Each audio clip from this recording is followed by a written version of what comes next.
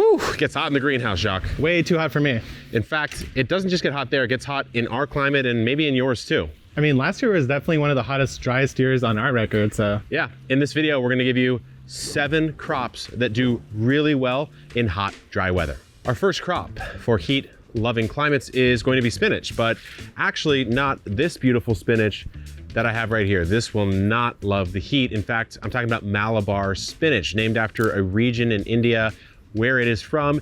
Sort of a tropical, subtropical vining plant that you can use the leaves of in curries and stir fries and such, but it grows quite a bit differently from our classic spinach friend right here. In fact, you really want to give it a healthy amount of soil, rich, well-draining soil. Keep that soil moist at all times. If it dries out, the flavor goes a bit bitter, and you really want to put it on some kind of climbing structure, trellis, cage, etc., because it is a crazy vining plant. In fact, about 50 days after you plant it out, just start harvesting it. Just start eating it as much as you want because it grows like absolute crazy on this sort of vining setup. You got 2 different types, Bacella alba and Bacella rubra. Alba has the white stem and rubra has the red stem. Kind of dealer's choice. I've grown red in the past. I've enjoyed it, but to be honest with you, it works in the heat, but if I can grow standard spinach, I will, because I do prefer this flavor. But let's say you're in Arizona, let's say you're in New Mexico, this might not really be an option for you much of the year, so give Malabar spinach a try.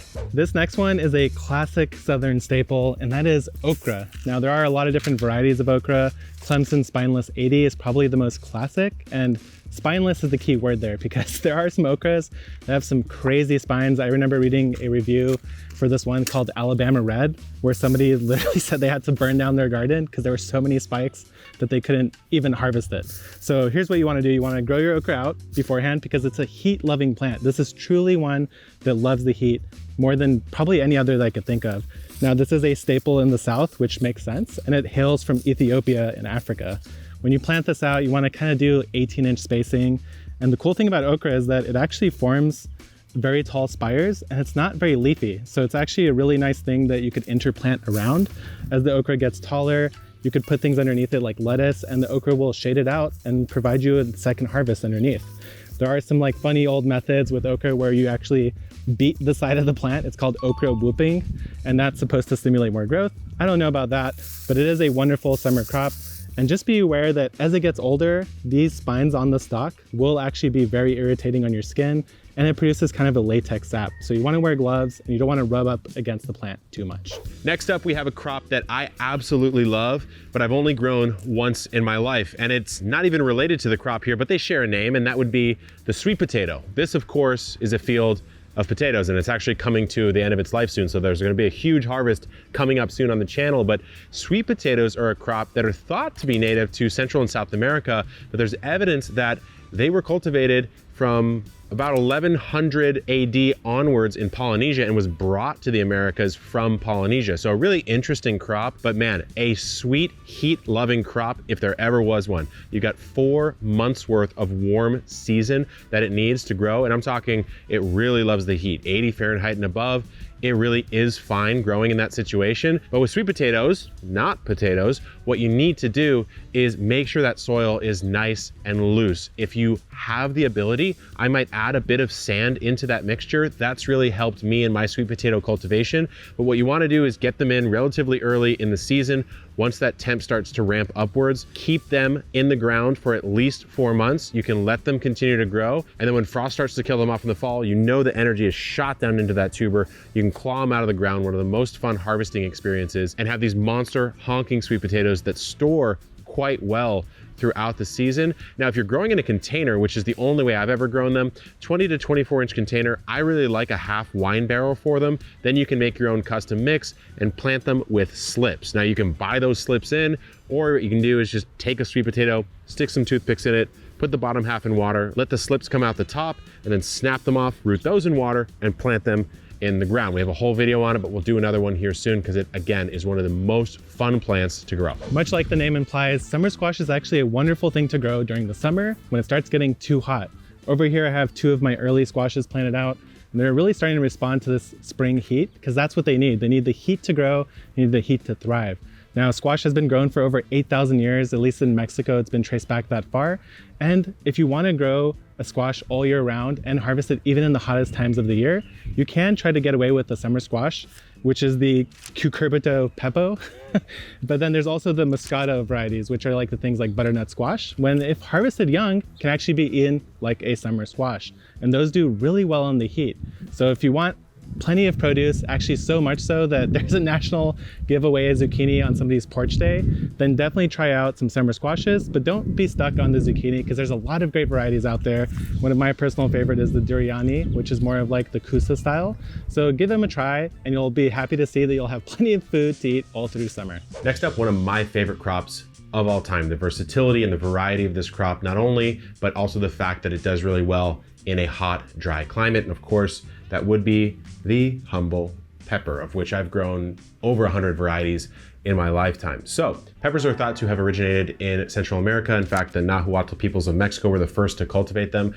All hail from one initial species, Capsicum annuum. Now there's thousands of cultivars and also different species like Flexuosum or Chinense, etc. But what you really need to know is that if you're in a hot climate, zones 9, 10, 11 plus, you can plant pepper seeds directly in the ground as soil temps get to about 70 Fahrenheit or so. Now, if you're in a cold climate, of course, you want to start those indoors about 2 months before your frost ends and then get them in the ground then. But they are one of the more heat tolerant solanaceous crops. Basically, you have your tomatoes, your peppers, and your eggplants all related, all in the same family.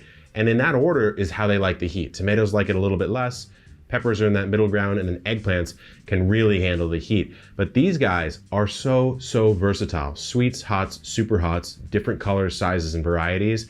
The only thing I'll say for protecting them through a really hot time of the year is you do want to water them pretty deeply and infrequently and throw a bunch of mulch around them and then just sort of let them get blasted. I mean, 80 Fahrenheit and above, they can handle pretty well as long as you've controlled the moisture in the soil and made sure that they have just a little bit of fertility. Little care tip, we've talked about this before here on the channel, is you don't have to do what's called topping your pepper. What you might do is, clip this top right here, let growth come out and bush this pepper out.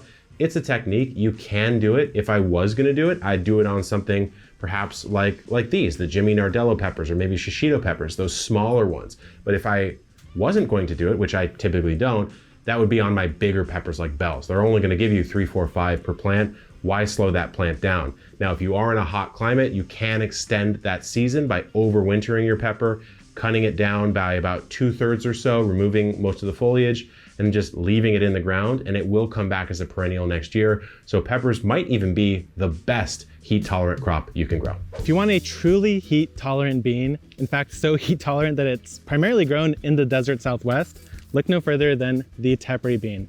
These tiny beans are absolutely packed with flavor. They come in either bushing or climbing varieties. And I grew them last year and it made the most delicious bean broth I've ever had. Now these can handle alkaline soils and sandy soils very well. In clay, it's a little bit trickier, which is what I have here. That's because they don't like that much water. They're truly heat and drought tolerant. Now, if you're looking for a more traditional bean that does also work in the heat, then something like Kentucky Wonder pole bean is a fantastic option. This is something that can tolerate more heat, and growing up on the pole means that you do save a lot of space while getting a lot of beans, even when it gets really hot. Next up, we have sunflowers. Absolutely my favorite flower, at least for the time being, partially because they do what you're seeing here. I didn't plant these. They're just coming back up because I had a honking mammoth sunflower in this area last year. And as I let that seed head die, I think birds and just the natural patterns of the wind kind of spread it around the garden and it's just popping up. So I have one in my onion bed, have one in my bed of alyssum here, and I could not be happier. But this is a North America native cultivated by indigenous peoples in New Mexico and Arizona 3,000 years BC, 3,000 BC, a very, very long time ago. And the cool thing about this plant is you think of it as these huge sort of flower heads, and that's what a sunflower is. But in fact, that's not really true. You've got Jerusalem artichokes or sunchokes, that is in the same family. edible tubers. So more focusing on that tuberous part of the plant.